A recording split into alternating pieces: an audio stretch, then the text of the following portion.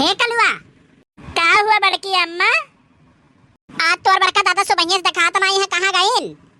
अरे कलिया रतियम बड़के दादा को मारी वारी तो नहीं दिहु, कहूँ ऋषि आग चला गए हुए। अरे नहीं कर लो बेटवा, 1 डेढ़ महीना हो गया तोहरे बड़के दादा को हम नहीं मारन। तब जाओ अपन हियरो, तो हम का जाने कहाँ चला गइल।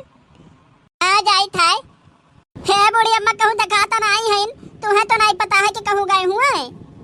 हमें नहीं पता है कहाँ गए हैं, रोज तो करे जीव का करकच के रहलू। जाओ अब तू अपन ढूंढो कहाँ गईन। काबा हो जिनको दादा कैसन चीर फाड़ भय बा तोहरे।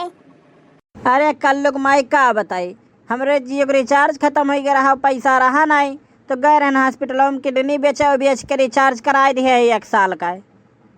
अरे तू मुहा वहाँ कैसे चोटिया लाग गए? अरे वही चक्कर आए के गिर परन घाप से मुहा वहाँ फूट गए। और जब 1 साल बाद रिचार्ज खत्म हो जाए तब क्या करबो? तब फिर दूसरा का किडनिया बेच के रिचार्ज कराए दिया।